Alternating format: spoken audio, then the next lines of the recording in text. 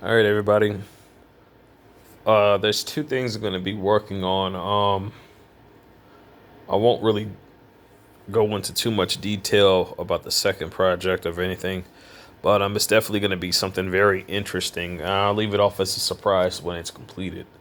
But for the first thing I wanted to do is basically, since I'm seeing the effects of the nano bucket, I'm curious to actually give this a try with something much larger.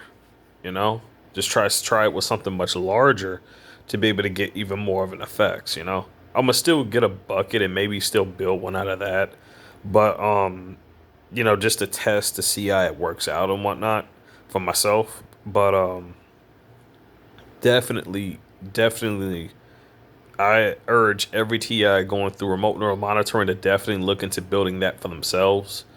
Um, it's definitely, if you're looking to get off the grid, building that and actually getting that stuff out of your system is the best way to basically to get away from all of this mess, because it's going to be bad like once you leave the grid, and if you still have this stuff in your system, it's pretty bad.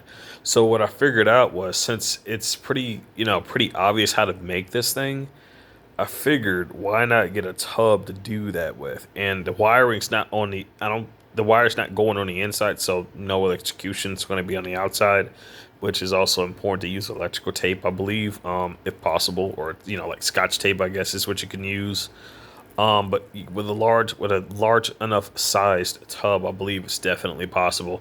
Just got to make sure there's no holes at the bottom or anything like that. And the store sells tubs those sizes. I don't know if it has to be a bucket. I don't know if it has to have like a certain amount of thickness to its plastic. I don't know. I'm not really too aware of that. But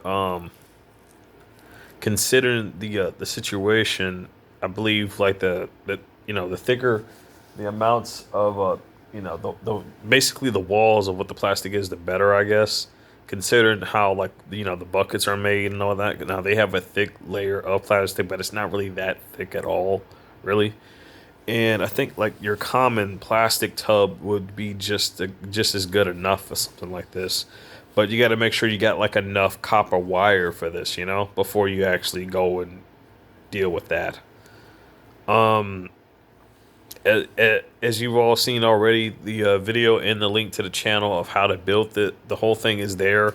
You can go ahead and look that up if you want, but I highly urge everybody to definitely look into that.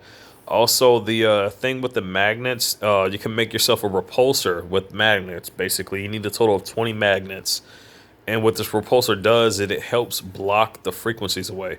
I made myself one. Unfortunately, I do not. I'm not in the current possession of enough magnets to have 20, but I'm pretty damn close.